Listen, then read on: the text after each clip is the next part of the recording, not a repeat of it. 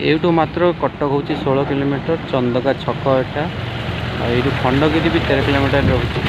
जोटा कि पटिया भी 8-10 किलोमीटर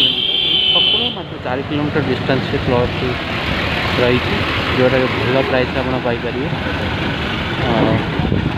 यू मात्र 4 किलोमीटर लेफ्ट रे 4 किलोमीटर डिस्टेंस रे प्लटटा रोचे। ओके चलते देखी आसे प्लटटा कौटी कौ रोड रे अच्छी चंदका छक को रास्ता जोटा कि प्लटटा आप आगे चंदका छक मात्र यू 2.5 किलोमीटर 3 किलोमीटर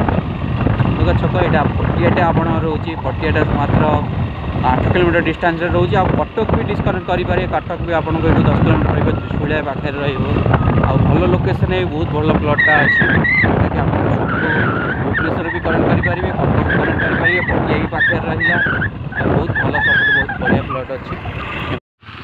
पितागाड़िया गाँटा यहाँ अच्छे चंदका छक यू 3 किलोमीटर डिस्टेंस रोचे ये प्लटटा ही रोचे यहाँ हूँ पितागाड़िया गाँ यहाँ हूँ रोड यहाँ सीधा आप पिता चंदका छक ठू लगी 3 किलोमीटर डिस्टेंस रोड टी। ओके चंदका छकरू मात्र 4 किलोमीटर डिस्टेंस रे बहुत गोटे 2500 स्क्वायर फीट रोटे प्लट अच्छी